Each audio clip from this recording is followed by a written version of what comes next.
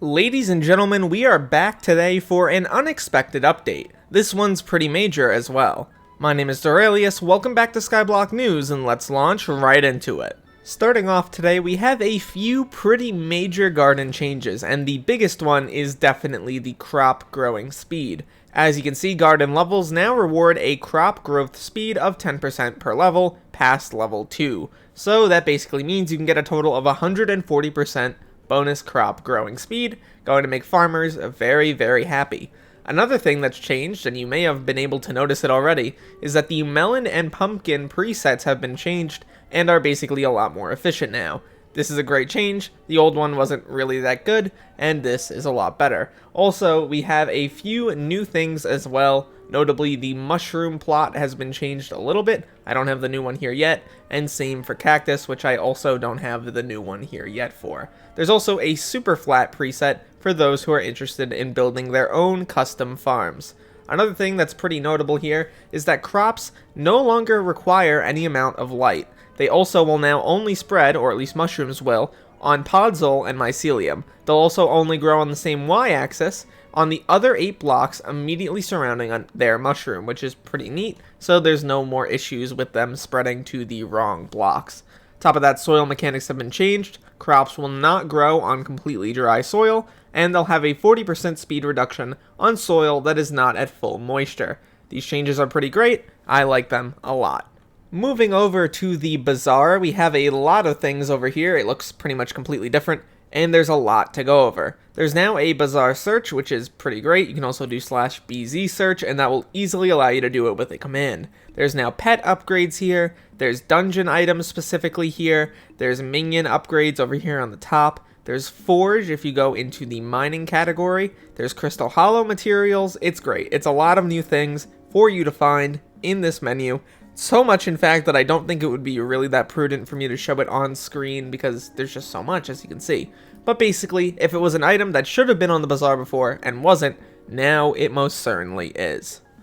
Next up, we're going to be heading to the bit shop as there is 3 new sacks for purchase. A flower sack, which looks pretty interesting, a dwarven one, which is pretty nice, and a crystal hollows one as well, which actually will be able to collect all the items for the sapphire crystal, which I think is pretty awesome.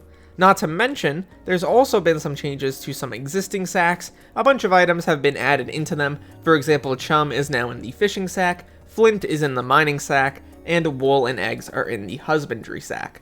There's also a bunch of other items that have been added, for example, the nether sack, the dungeon one, and also the enchanted agrimony and mining sacks. I know that's a lot of words, a lot of things to say, but regardless, I think this is a pretty awesome change, and with the increased amount of slots you have for the sack of sacks, makes it a little bit more viable for players to keep their inventories clean. So great stuff, admins, but there's also another change I want to go over, and that is the fishing pity system. Essentially now there is a pity system in place for trophy fishing, and if you fish 100 of the same fish, you are guaranteed to get a gold tier, and 1,000 of the same, you're guaranteed to get your diamond tier. Thank God. This is a great change. It's going to make fishing a lot more fun for many, many people. I can imagine a lot of people getting into the system now, and this was definitely needed. Pretty much an RNG meter, but for fish, and I think that is pretty awesome.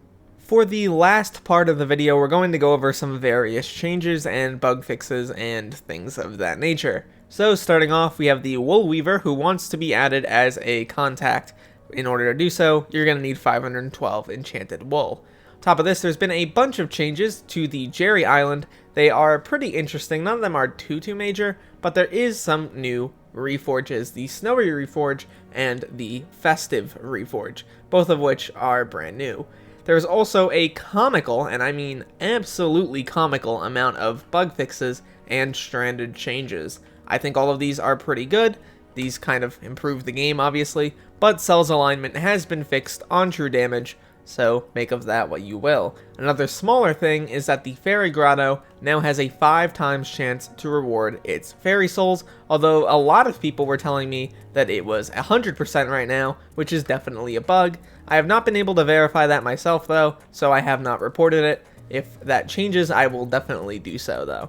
On top of this, well, that's really it. There's just a comical amount of bug fixes. I'm not going to go over every single one because that would take like another 20 minutes, and I know that would be kind of unreasonable for you to listen to.